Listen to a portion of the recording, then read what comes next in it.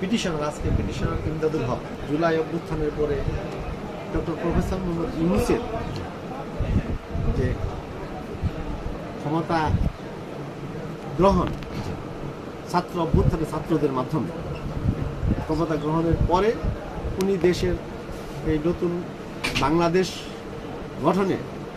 উনি যে উদ্যোগ নিয়েছেন সেই উদ্যোগের ধারাবাহিকতা উনি সংস্কার কাজ শুরু করছেন। এই সংস্কার কাজের প্রেক্ষিতে উনি বিভিন্ন সংস্কার কমিশন তৈরি করেছেন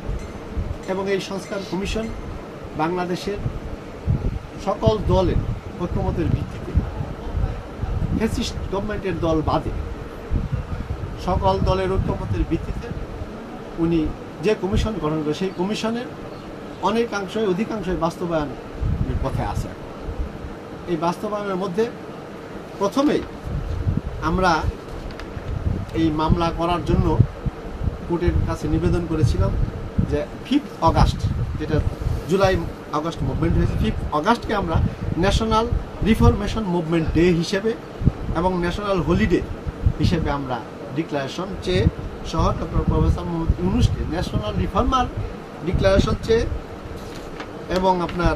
তখন দিদেন আর্মি চিফ ওনাকেও আমরা একজন কমান্ডার ইন চিফ হিসেবে প্রফেসর ডক্টর আসিফ নজরুল, নাহিদ ইসলাম, সার্জিস আলম এবং আদার্স যারা স্টুডেন্ট অর্গানাইজার কোঅর্ডিনেটর ছিলেন তাদেরকে অর্গানাইজার সহ একটা যারা শহীদ হয়েছেন জুলাই মুভমেন্টে,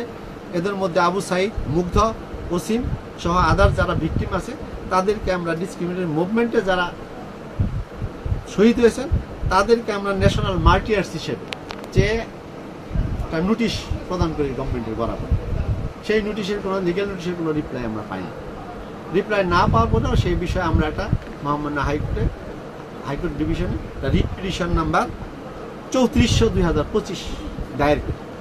ম্যাডাম ফাহমিদা কাদের এবং বিচারপতি সৈয়দ জাহেদ বুলসু শুনানি শেষে এবং সরকার পক্ষের ডিএজির শুনানি শেষে